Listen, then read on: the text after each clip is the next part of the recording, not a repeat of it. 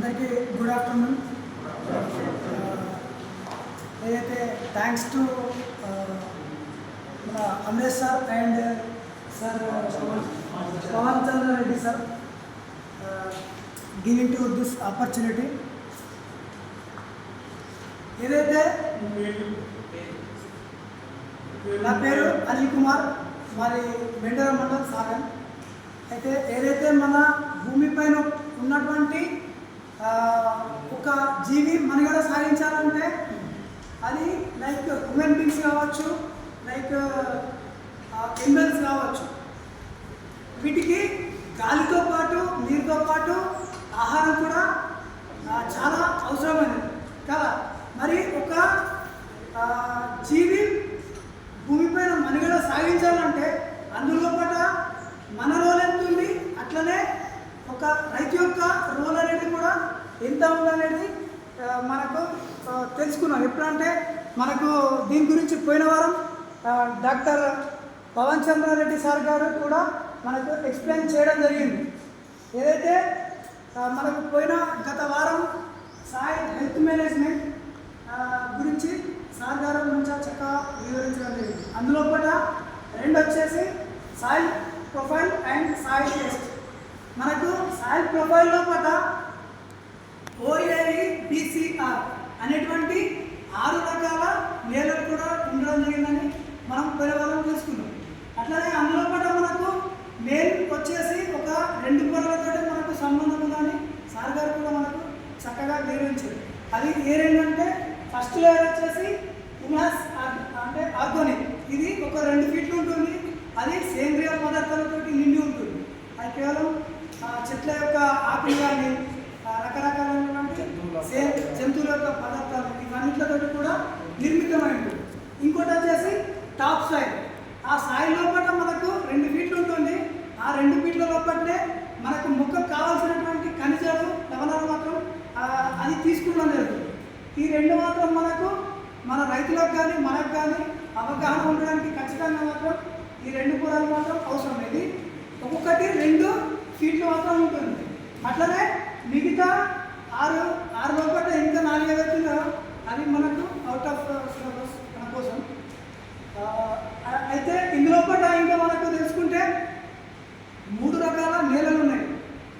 అవి ఒకటి sand, slit, clay. ఈ 3 రకాల నేలలు ఎప్పుడైతే కలుస్తాయో అప్పుడు లోమ్ అయితే అని చెప్పేసి అదొక రకమైనటువంటి నేల అని చెప్పేసి మనం తెలుసుకుంటాం కదా. మరి ఈ నేల లోపల మినరల్స్ అనేవి 40% ఉంటాయి. అదే అట్లనే ఆర్గానిక్ అనేది 5% ఉంటుంది. వాటర్ 20%, ఎయిర్ అనేది 20% ఉండడం జరుగుతుంది. మరి అట్లనే ఈ నేల లోపల ఉన్నటువంటి లవణాల శాతం చౌడు నేలలు, క్షార నేలలు మనం తెలుసుకుంటాం.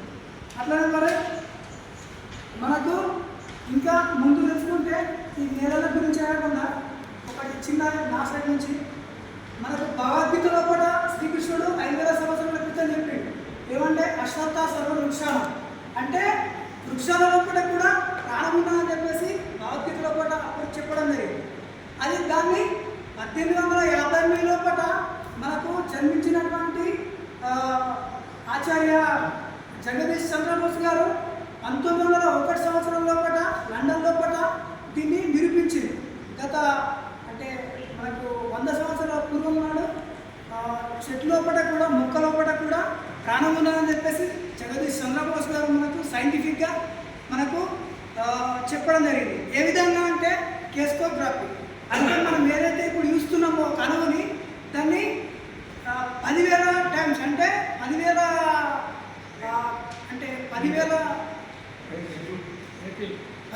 టైంలో రెట్టింపు అంత క్షుణ్ణంగా పరిశీలించడం ద్వారానే అందులో పట అది దాని యొక్క నాడీ వ్యవస్థ ఏ విధంగా పనిచేస్తుంది, ఏ రకంగా అది ఫీల్ అవుతుందని చెప్పేసి కేస్కోగ్రఫీ ద్వారా సర్ జగదీష్ చంద్రబోస్ గారు మనకు చెప్పడం జరిగింది. అంటే ఆయన ఎటువంటి యొక్క దాన్ని కనుగొనాలంటే ఒకటి పొటాషియం బ్రోమైడ్ అనే విషయంలో కూడా మొక్కని ఉంచడం జరిగింది. అప్పుడు అది ఏం చేసిందంటే స్పందించింది. కొంచెం తర్వాత అది నొప్పికి గురైంది. నొప్పికి గురైన తర్వాత అది చనిపోవడం జరుగుతుంది.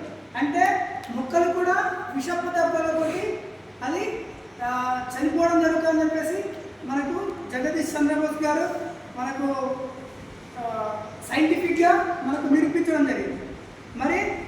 మరి మొక్కల లోపల కూడా ఫీలింగ్స్ ఉంటాయి కదా. ఎట్లా అంటే మొక్కల లోపల కూడా ఫీలింగ్స్ ఉంటాయి. ఆ ఫీలింగ్స్ అంటే మనము ఎగ్జాంపుల్ తీసుకుంటే 5 నిమిషాల పువ్వుని మనం తాకినప్పుడు అది ఏమవుతుందంటే లోపలికి ముడుచుకుపోతుంది కదా. వాటి లోపల కూడా మనకు ఫీలింగ్స్ ఉంటాయని తెలుసుకోవడం జరిగింది. Non living things and living things అంటే నిర్జీవ పదార్థాలు మరియు సజీవ పదార్థాల మధ్య ఎటువంటి డిఫరెంట్ లేదని చెప్పేసి మనకు ఆచార్య జగదీష్ చంద్రబోస్ గారు నిరూపించడం జరిగింది కదా.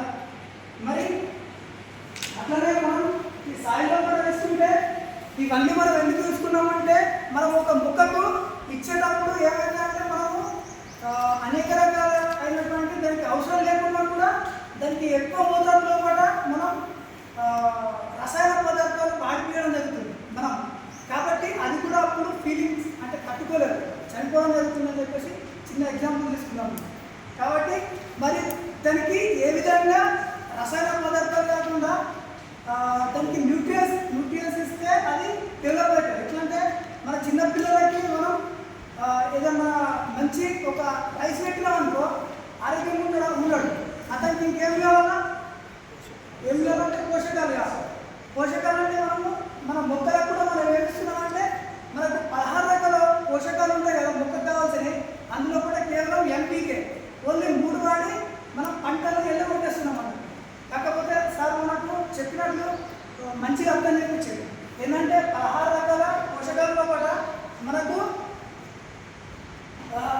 ముఖ్యమైన ఏమంటే ప్రథమ పోషకాలు ఇస్తున్నాం.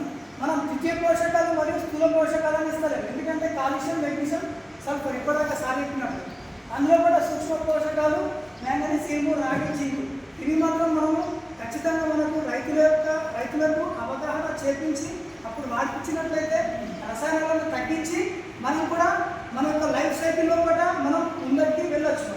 దాని యొక్క ఉద్దేశం.